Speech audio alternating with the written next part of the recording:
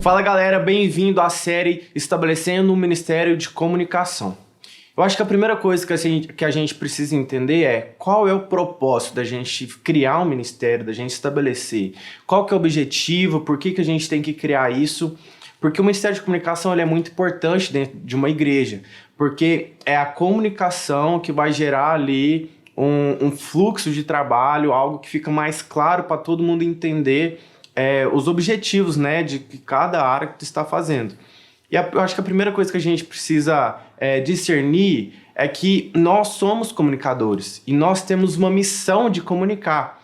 Qual que é essa missão? Lá em Marcos 16:15, Jesus Cristo fala o seguinte: Jesus lhes disse, vão ao mundo inteiro e anunciem as boas novas a todos. Então nós temos essa missão de anunciar. O que é esse anunciar? Comunicar, falar das boas novas de Cristo. E nós temos essa missão em usar todas as formas possíveis para pregar o evangelho ao mundo inteiro. Então nós temos essa missão. Mas aí a gente tenta pensar, mas beleza, quais são, o que é essas boas novas? E tá aí para vocês, ó. As boas novas é que Cristo Jesus veio para nos salvar dos nossos pecados, nos livrar da condenação eterna por sua morte em favor das nossas vidas, morte de cruz, derramando seu sangue puro e imaculado por nossas vidas. Mas ele ressuscitou ao terceiro dia, subiu aos céus e nos deu uma nova esperança, que é a vida eterna com Deus.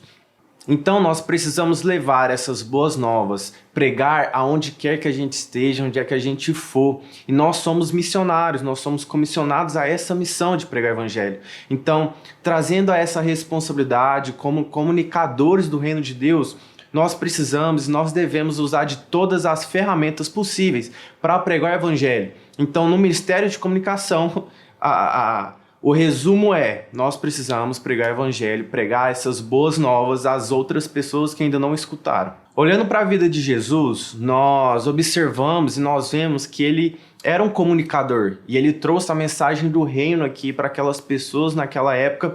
E hoje nós escutamos e nós sabemos do evangelho, daquilo que ele falou, porque outros foram falando, foram comunicando e chegou até nós hoje.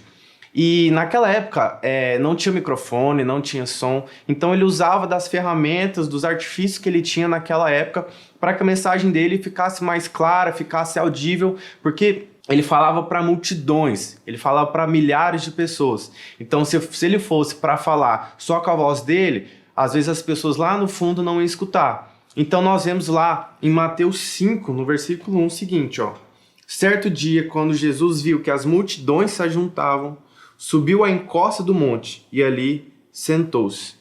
Então nessa passagem nós observamos que Jesus Cristo o quê? Ele ficou acima de um monte.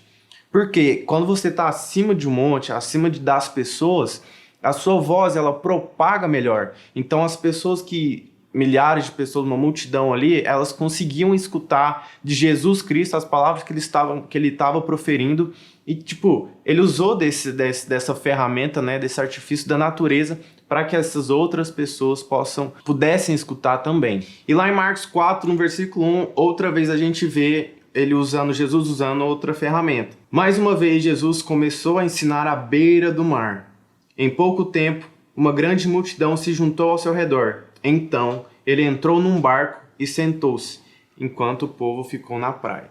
Então, se a gente olhar essa situação, a gente vê que as multidões estavam chegando e Jesus Cristo ficou ali na praia, só que ele entendeu que ele não conseguia conversar com o povo lá no fundo. Então, beleza, ele foi lá no barco, ficou numa região um pouco mais distante e começou a falar. Essa situação que ele usou do vento para que todas as pessoas pudessem escutar sua voz.